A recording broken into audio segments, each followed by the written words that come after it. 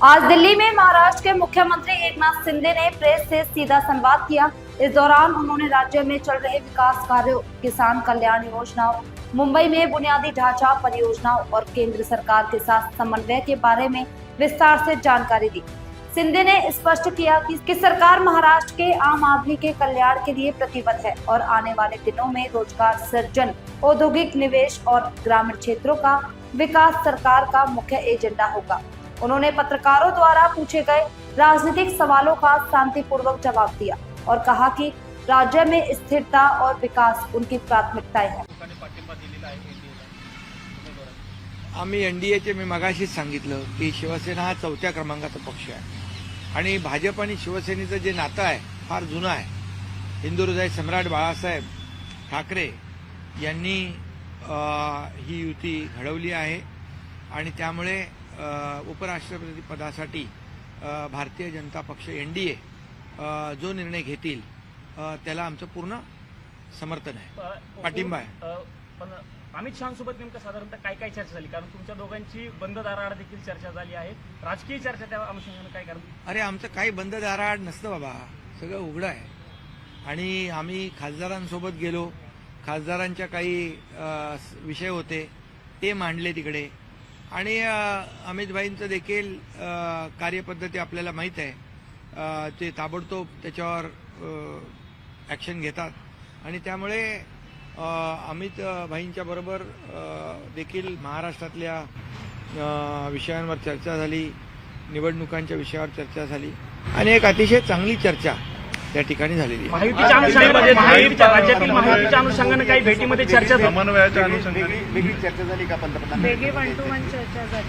तुम्ही त्यांना शंकराची प्रतिमा दिलेली आहे। हा, शंकराची प्रतिमा देण्याचं कारण जे ऑपरेशन महादेव ज्याच्यावर खऱ्या अर्थाने ऑपरेशन सिंदूर आणि ऑपरेशन महादेववर विरोधी पक्षाने, काँग्रेसने, इंडी अलायन्सने जे आक्षेप घेतले, भारतीय लष्कराच्या शौर्यावर शंका उत्पन्न केल्या, आदरणीय प्रधानमंत्री महोदयांवर संशय व्यक्त केला, शंका उत्पन्न केल्या, हे आणि ऑपरेशन महादेववर देखील त्यांनी संशय उत्पन्न केला। पण म्हणून आम्ही ऑपरेशन महादेव सक्सेस झालं, तमाम देशवासियांच्या मनातलं जी खंत होती त्या अतिरेक्यांना ठार करण्याची ती पूर्ण केली, म्हणून आम्ही महादेवाची प्रतिमा त्यांना भेटली। विधानसभेच्या निवडणुकीमध्ये 1-to-1 चर्चा झाली आहे, राजकीय चर्चा पण झाली का त्यात आणि राज्यांचे मुद्दे पण ठेवले? हा, बिलकुल त्यांच्याबरोबर देखील अतिशय चांगली चर्चा झाली, मन मोकळेपणाने चर्चा झाली। खूप तेही अगदी चर्चा करताना आणि जे काही ऑपरेशन सिंदूर असेल, हे शिष्टमंडळ असतील, त्याचबरोबर काही कौतुक केलं, ऑपरेशन महादेव असेल, या सगळ्यावर आणि एकंदरीत विकासावर देखील चर्चा झाली।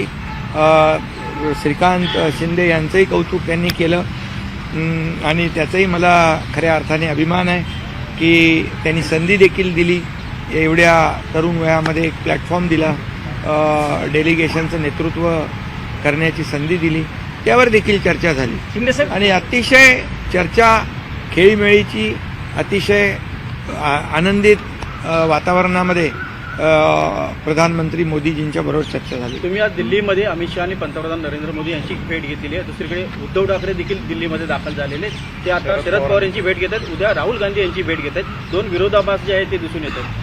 ते बघा, ते तिकडे 10 जनपदकडे जात आहेत, आम्ही इकडे लोककल्याणकारी मार्गाकडे गेलो। 7 नंबर आहे ना प्रधानमंत्री मोदयांचा, तर प्रधानमंत्री लोककल्याण मार्ग तिकडे आम्ही गेलो। हा फरक आहे, जे बाळासाहेबांनी जो लोककल्याणाचा मार्ग आम्हाला दाखवला आहे त्या मार्गाने आपण गेलो आणि म्हणून देश बघतोय की कोण कुठं चाललंय। जे बाळासाहेबांना कधी आवडलं नाही ते जे कोणी काही लोक करतायत आणि जे बाळासाहेबांना आवडतंय, बाळासाहेबांचे विचार, ते आम्ही पुढे घेऊन जातोय, हे मला सांगण्याची गरज नाही। आणि आमचा शिवसेना पक्ष आहे, त्यांची प्रायव्हेट लिमिटेड कंपनी आहे, तशी आमची प्रायव्हेट लिमिटेड कंपनी नाही आहे। आमचा शिवसेनेचा पक्ष हा लोककल्याणाचा पक्ष आहे, हा कार्यकर्त्यांचा पक्ष आहे। इथं कोणी मालक नाही, कोणी नोकर नाही। एक प्रश्न विधानसभेच्या निवडणुकीमध्ये तुमच्या पक्षाच्या उमेदवारांनी महाविकास आघाडीच्या उमेदवारांचा जो पराभव केलेला होता अनेक ठिकाणी, त्याच उमेदवारांना पराभूत आता भारतीय जनता पार्टी त्यांच्या पक्षात घेते आणि त्यांना पाठिंबा देते की त्यांना सहकार्य देते व ते हे करते. त्या अनुषंगाने काही राज्यामध्ये काही अलबेल नाही अशी चर्चा आहे. नाही, असं काही नाही. शेवटी बघा, आम्ही महायुतीची ताकद कशी वाढेल याकडे आमचा फोकस आहे. सर, 2 ठाकरे एकत्र आले, मात्र उद्धव ठाकरे परत इथे काँग्रेसकडे पण येत आहेत. हे 2 वेगळे काय, राज ठाकरे आणि उद्धव ठाकरेंना काँग्रेस एक्सेप्ट करणार का, इंडिया ब्लॉक एक्सेप्ट करणार का, असे सगळे प्रश्न आहेत. कसं आहे, ज्याला विश्वास नाही आहे, 2 दगडावर पाय ठेवून माणूस जेव्हा काम करतो तेव्हा तो काय होतं त्याचं आपल्याला माहीत आहे. त्यामुळे कॉन्फिडन्स पाहिजे आणि विश्वास पाहिजे. विश्वास गमावलेले लोक असं काम करतात. सर, जर उपराष्ट्रपती पदाचा उमेदवार विश्वास गमावलेले लोक असं काम करतात. एकीकडे बघा, खऱ्या अर्थाने आता कुणाशी चर्चा चालू आहे आपल्याला माहित आहे, आणि कुणी लोकशाहीमध्ये एकत्र येण्याचा अधिकार आहे, आघाडी युती करण्याचा अधिकार आहे ज्याला त्याला. त्यामुळे आमचं त्याच्यावर काही म्हणणं नाही. परंतु कुठंतरी म्हणजे एका दगडावर पाय ठेवला पाहिजे.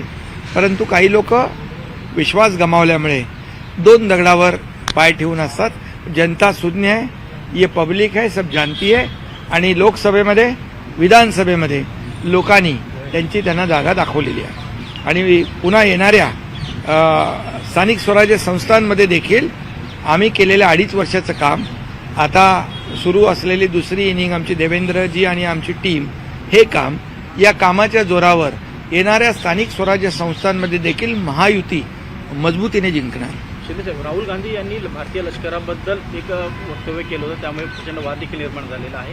हिंदू विरोधी देखील वक्तव्य करतात. त्यांना उद्धव ठाकरे उद्या भेटणार आहेत. त्यामुळे एकूणच विरोधाभास जो आहे तो दोन्ही बाजून. हिंदुत्व त्यांनी सोडलंय म्हणून तर भेटतात ना. ते सावरकरांचा अपमान केला तेव्हा मूग गिळून गप्प बसले. त्यावेळेस देखील पाहिलं की जे आपल्या लष्करावर प्रश्नचिन्ह उत्पन्न करतात, लष्कराला बदनाम करतात, प्रधानमंत्री महोदयांना बदनाम करतात, ते विदेशात जाऊन देशाची बदनामी करतात, पाकिस्तानची बोली बोलतात, पाकिस्तानमध्ये त्यांना प्रसिद्धी मिळालेली आवडते. याचं काय? हे देशप्रेम कुठलं आहे? हे पाकिस्तान प्रेम आहे का? असा प्रश्न प्रत्येक नागरिक विचारतो. पण साहेब, त्यामुळे जाणीवपूर्वक ते हे वक्तव्य करत असतात. आणि नक्की आपल्याला मी सांगतो, देशाच्या विरोधामध्ये, भारतीय लष्कराच्या विरोधामध्ये या देशाचे प्रधानमंत्री नरेंद्र मोदीजी यांनी जे काही 11 वर्ष काम केलं आहे, या देशाचा विकास केला आहे, 11व्या क्रमांकावरून अर्थव्यवस्था 4थ्यावर आणलेली आहे, त्यांच्या विरोधात त्यांची बदनामी करणं, हे सगळं जे आहे हे जाणीवपूर्वक करतात. पण याचं उत्तर या देशातली जनता नक्की योग्य वेळी देत राहील. सर, आज उत्तराखंडमध्ये महाराष्ट्रातील काही पर्यटक गेले होते, 17 पर्यटक अडकल्याचं कळत आहे. त्याच्या संदर्भात गुलाबराव पाटील आले, तुमची काही चर्चा झालेली आहे त्या संदर्भात? हां, बिलकुल. आमची पूर्णपणे यावर मुख्यमंत्री स्वतः, मी देखील स्वतः आणि आमचं डिझास्टर मॅनेजमेंट जे आहे हे स्वतः लक्ष ठेवून आहे. आणि यामध्ये आमचे मंत्री आहेत गिरीश महाजन, हे देखील यामध्ये आमचे जेव्हा जेव्हा अशा प्रकारची आपत्ती येते, मग काश्मीरमध्ये असू दे, उत्तराखंडमध्ये असू द्या, नाही तर आणखी कुठे असू द्या, त्यांना सुरक्षित आणण्याचं काम आमच्या सरकारचं आहे. एक प्रश्न असा आहे एक की राज्याचं- महाराष्ट्रामध्ये असं दिसतंय की भाजपकडून सातत्याने टार्गेट होत आहेत अप्रत्यक्षपणे शिवसेनेचे नेते किंवा मतदारसंघ. त्याबद्दल काही चर्चा झाली आहे का? नाही, आमची महायुती आहे. या छोट्या मोठ्या गोष्टी तुम्ही आता, मला नाही वाटत काय कुठे. आमचं महायुती मजबूतीने दोन्ही निवडणुका लढली आहे, दोन्ही निवडणुका जिंकली. देश प्रधानमंत्री महोदयांच्या नेतृत्वाखाली जिंकला, महाराष्ट्र देखील आम्ही जिंकला. आणि आता पुढे महायुती स्थानिक स्वराज्य संस्थाही जिंकू. तुम्ही मला काही कुठलं असं अडचण वाटत नाही. साहेब, सर, राज्याचा पालिका निवडणुकीमध्ये दोन्ही ठाकरेंची युती होईल ही जवळपास निश्चित झालेला आहे. त्याचा परिणाम कसा होईल असं तुम्हाला वाटतं, किंवा त्यांना फायदा होईल की तुम्हाला कसा हे होऊ शकतो त्याचा? अरे, लोक मतं नावावर नाही, कामावर देतात. लोक कामावर मतं देतात. जे काम करतात त्यांना लोक मतं देतात, जे विकास करतात त्यांना लोक मतं देतात, जे घरी बसतात त्यांना मत देत नाहीत. घरी बसणाऱ्यांना घरी बसवतात.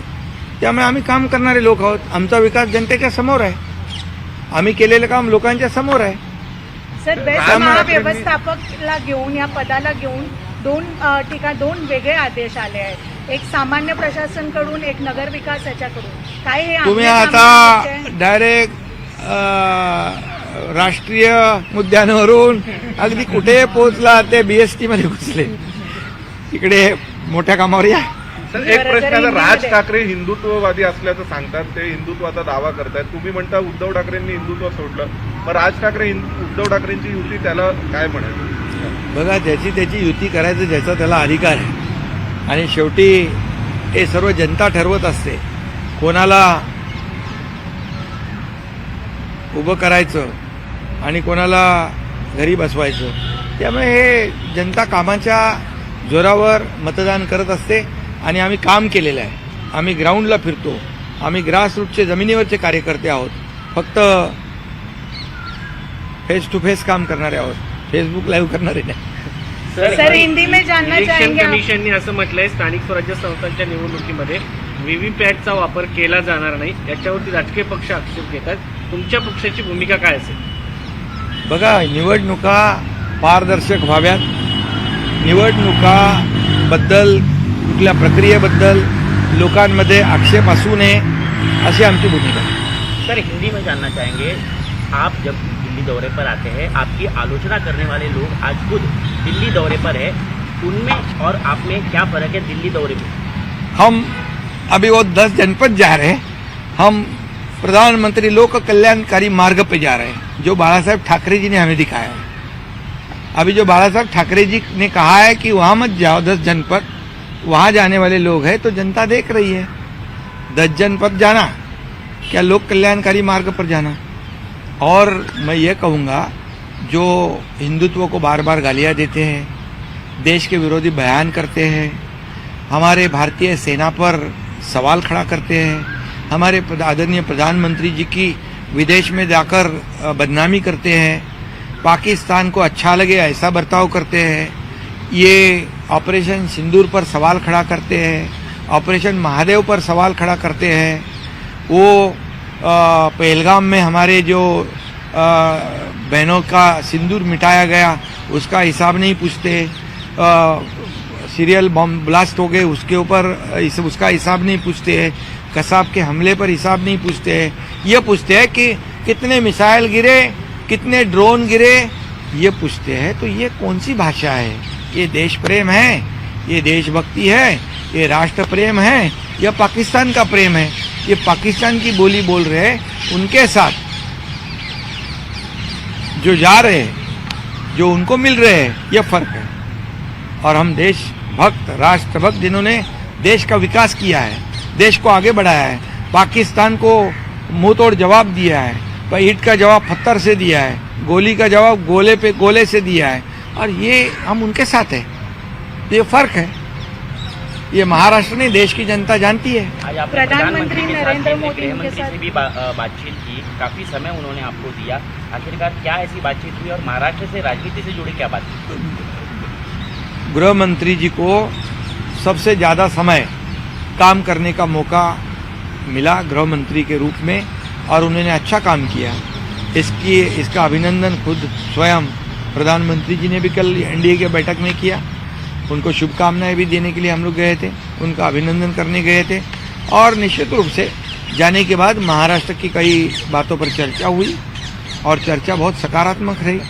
और निश्चित रूप से विकास के बारे में हमारी एनडीए जो है विकास को आगे बढ़ाना चाहती है, कल्याणकारी योजनाओं को आगे बढ़ाना चाहती है. और एनडीए, शिवसेना एनडीए का 4था नंबर का पार्टी है, पक्ष है. हमारी प्राइवेट लिमिटेड कंपनी नहीं है, हमारी कार्यकर्ताओं की पार्टी है, कार्यकर्ताओं की ये शिवसेना है. या कोई भी मालिक नहीं, कोई भी नौकर नहीं, सब कार्यकर्ता लोग. ये फर्क है.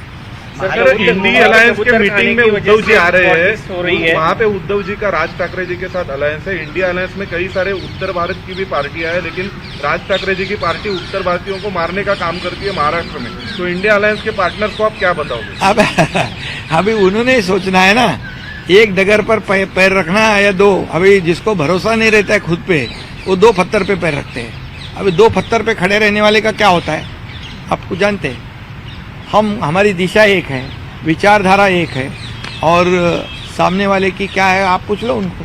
सर, कबूतर खाण्यावरून सध्या राजकारण सुरू झालेलं आहे, त्याचबरोबर आंदोलन देखील जैन समाजाचं झालं. तुमच्या पक्षाची भूमिका काय आहे याच्यावर? यामध्ये बघा, हा राजकीय मुद्दा होऊ शकत नाही, हा राजकीय प्रश्न होऊ शकत नाही, हा एक सेंटिमेंटचा विषय आहे.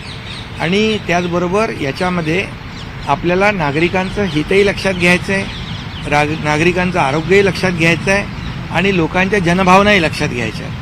त्यामुळे या बाबतीमध्ये मुख्यमंत्री महोदयांनी देखील बैठक घेतलेली आहे आणि नक्कीच सरकार जे आहे, सरकार याच्यामधून जो काही सरकार जनभावनेच्या बरोबर आहे आणि लोकांच्या आरोग्याच्या दृष्टीने देखील सरकारची जबाबदारी आहे. सर, निधि का बंटवारा हो या अधिकारों का बंटवारा हो, उसको लेकर जो महायुति में अनबन देखी जा रही है, क्या उसको लेकर आपने कुछ चर्चा की गृहमंत्री के साथ? ऐसे कोई तकरार करने के लिए मैं थोड़ी आया है यहाँ पर, मैं कंप्लेंट करने वालों में से नहीं है. मैं एक कार्यकर्ता ऐसा हूँ कि यहाँ पर पॉजिटिव और प्रैक्टिकल काम करना है हमें. ये तकरार करने वाले और जो भी है वो उनकी हालत तो जनता ने लोकसभा और विधानसभा में उनको उनकी जगह दिखाई है. जो काम करने वाले लोग, हम जमीन से जुड़े हुए लोग हैं, हम ऐसे सिर्फ तकरार या आरोप करने वाले लोग नहीं. आरोप करने वाले, गाली गलौज करने वाले लोग कौन है आप जानते हो, हम काम करने वाले लोग. निधीचा विषय असू द्या, पालकमंत्र्यांचा विषय असू द्या, असा कोणता वाद महायुतीत असेल तर ते कुठे काय केंद्रीय गृहमंत्री कुठे आम्ही अमित शहा काही यांच्यासमोर घेतलं जे का? विषय आहेत बघा, जे धोरणात्मक विषय आहेत, धोरणात्मक जे पॉलिसी मॅटर आहेत तेच आम्ही इथे चर्चा करतो. बाकी आम्ही आमच्या लेवलला मुख्यमंत्री आणि आम्ही त्याच्यात चर्चा करून निर्णय घ्यायला समर्थ आहोत. सर, केंद्रीय गृहमंत्री अमित शाह का जो टेन्योर है, अब सबसे ज़्यादा काम करने वाले गृहमंत्री बन गए, ज़्यादा टेन्योर काम करने वाले, इसके बारे में आपकी क्या राय है? बिल्कुल सबसे ज़्यादा समय काम करने का मौका अमित शाह साहब को मिला है, अमित भाई को मिला है. ये गौरव की बात है. उनका अभिनंदन भी कल प्रधानमंत्री जी ने किया है. हम लोगों ने भी सभी सांसदों को लेकर उनका अभिनंदन किया है. उन्होंने 370 कलम जो कश्मीर का भी हटाया है, सहकार विभाग में भी काम किया है, नक्सलवाद को 2026 तक ख़त्म करने का संकल्प लिया है. ये देश की सुरक्षा में कोई भी कॉम्प्रोमाइज़ अमित भाई करते नहीं. ये उनके कार्यकाल में लिए हुए निर्णय से दिखता है. सरदार पटेल के बाद देश में एकता का संदेश देने का काम अमित शाह जी ने किया, ऐसा बोला जाता है. वो सरदार, उसके बाद ये असरदार अमित शाह, ऐसा भी बोला जाता है. और आर्टिकल 370 तब से अब तक काम करने का काम उन्होंने किया. इसके बारे में तो आप उसका तो नतीजा जानते हो ना. सबको लग रहा था कि 370 कलम कभी हटेगा ही नहीं, लेकिन वो तो हटा के दिखाया ना अमित भाई ने. नक्सलवाद खत्म नहीं होगा ऐसे कहते थे, लेकिन नक्सलवाद तो अभी खत्म हो रहा है. देश की सुरक्षा पर कोई भी कभी भी कॉम्प्रोमाइज कभी नहीं हो सकता है. ये भूमिका आदरणीय प्रधानमंत्री मोदी जी के नेतृत्व में हमेशा गृहमंत्री अमित भाई ने ली हुई है. इसका सभी लोगों को गर्व है. तर लाडक्या बहिणीचे पैसे त्यांच्या नवऱ्याने खाल्लेत, म्हणजे दाजींनी खाल्लेत असं बोललं जातंय. त्या दाजीवर कारवाई होणार का? ते तपासून घेऊ आपण. लाडक्या बहिणी आमच्या आहेत, ते लाडक्या बहिणी योजना, त्या लाडक्या बहिणी आमच्या लाडक्या बहिणीच आहेत. ती योजना कधी बंद होणार नाही, एवढंच मी या प्रसंगी सांगतो. आणि बाकी काही असे काही प्रकार झाले असेल ते तपासले जातील.